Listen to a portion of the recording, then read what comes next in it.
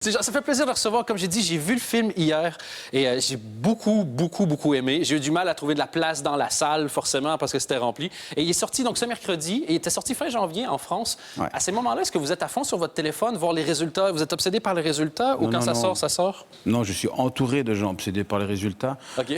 Non, mais après, on est dans la promo et puis les chiffres, il faut savoir lire ce que ça signifie parce que c'est vraiment à la fin du cursus que je comprends si le film a marché ou pas. Mais au début, voilà, il y a plein de gens qui analysent les chiffres et c'est pas mon métier du tout. Donc il y a déjà tellement de stress que celui-là en plus. Là, On abandonne. Ouais. Et comme vous avez dit que vous étiez un peu fatigué, il y a eu beaucoup de promos, je voulais vous proposer quelque chose. Aïe. J'ai vu le film, je l'ai aimé. Donc ce qu'on peut faire, on peut changer les rôles. Vous faites le présentateur. Honnêtement, ils branlent rien les présentateurs. Comme ça, vous reposez. Ouais. Vous posez les questions, puis moi, je fais la promo du film à votre place. Ah bah ok. On switch de place? Allez. On switch de place. Hop, hop, hop, hop, hop, hop, hop, hop, hop. J'ai même préparé des fiches. Comme ça, les questions sont déjà prêtes. Il n'y a vraiment pas. Voici le Bully Late Show, mesdames, messieurs. On applaudit notre invité, Dan. Oui, merci. Bonjour, c'est toi. Merci de m'accueillir dans votre émission. Voilà, c'est les privilèges des présentateurs. Il y a toujours... Bonjour. Pour se détendre correctement, voilà. Ah ok, c'est cool.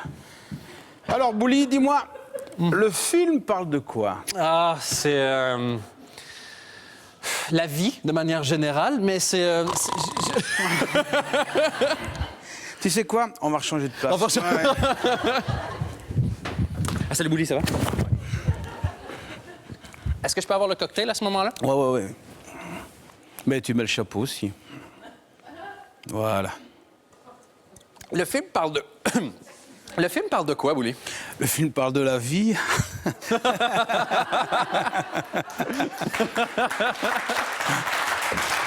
Non, mais c'est un très beau film. À la limite, sur le sens de la vie, vraiment, des gens qui cherchent un sens à leur vie, dans une ambiance comme vous arrivez à faire, qui est sublimissime. Vous arrivez à faire des westerns à l'américaine dans des paysages franco-belges. Et cette fois-ci, il y avait même... la mort est un grand sujet dans le film. Bah, le film parle de l'échéance, donc je fais un parallèle entre l'échéance de la planète, parce qu'il y a un sentiment de fin du monde qui est habité par les personnages, et un sentiment de fin de vie qui est habité par Gilou, qui est atteint d'une pathologie. Donc il y a un parallèle entre les deux, donc ça parle de l'échéance, mais en y donnant un message d'espoir. C'est pas du tout un film noir, c'est le plus noir de mes films au niveau de l'image, mais c'est le plus lumineux, parce qu'il y a un vrai happy end. Vous étiez heureux en faisant le film ou vous étiez déprimé? J'étais déprimé avant de faire le film, j'étais Ouais? heureux en faisant le film. Ouais. Qu'est-ce qui s'est passé? Bon, j'étais malade, donc j'étais dans un truc un peu mortifère comme le personnage de Gilou, donc je me suis fortement inspiré de ce qui m'est arrivé.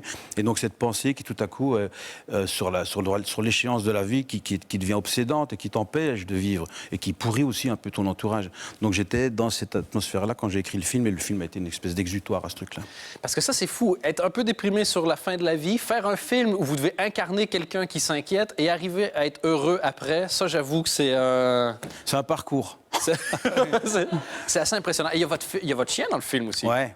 C'est votre vrai chien? C'est mon vrai chien. Et c'est son vrai nom? C'est son vrai nom, ouais. Parce que si je l'avais appelé autrement, Il n'y aurait pas qu'à... il captait pas. Non, alors là, tu t'appelles pas Gibus, juste aujourd'hui. Aujourd'hui, tu t'appelles Médor. Voilà. Médor. Le chien fait... Écoute, je suis un chien, man. Je sais pas... Et en plus, apparemment, c'est un chien d'attaque.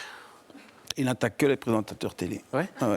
Est-ce que vous avez eu du mal à rentrer ici à la RTBF avec votre chien? Ça fait peur, hein. Je veux dire, c'est quoi? On est à niveau combien, là? Là, on est au niveau... 3, 2, 2,5. 2,5, je pense. 2,5, 2,8. 2,8. Ben, ce matin, 2,8. À partir de 2,8, il commence à faire chier pour les chiens. Ouais.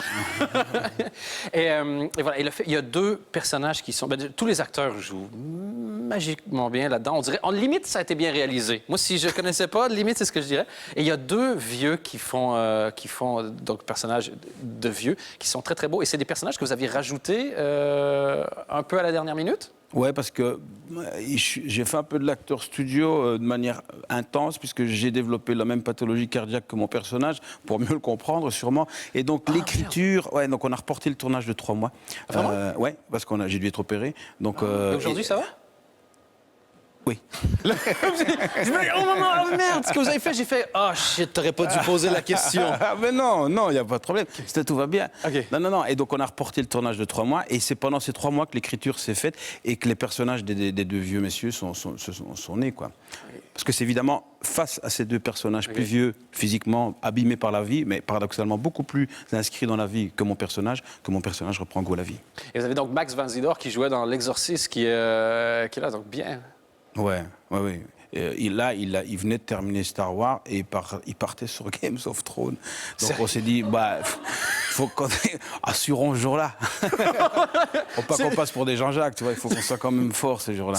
C'est pas le moment de merder. C'est pas le moment de merder, donc. Vous êtes stressé des fois en dirigeant certains acteurs que vous admirez? Non, parce qu'une fois que tu es dans le processus de travail, tu oublies ce truc-là. Parce qu'on s'est vu avant, la première fois que tu les rencontres, tu es très stressé parce que tu sais jamais comment ça va se passer. Puis c'est impressionnant de se retrouver face à des monstres du cinéma. Parce que Michael Lonsdale et Max von Sydow, ensemble, on a tout le cinéma, je crois. Oui. On a De Funès, on a James Bond, on a Ridley Scott, on a Ingmar Bergman, on a Marguerite Duras. Je pense qu'on a un peu tout le cinéma d'après-guerre. Donc c'est très impressionnant. Mais une fois qu'on est dans le processus de travail, on est dans le travail. Et c'est des gentlemen. Ouais. Tu vois, ils n'amènent pas du tout quelque chose... on est à l'opposé de la starification. On est juste au service du film quand on a un monsieur comme eux. Et donc ça, c'est très impressionnant.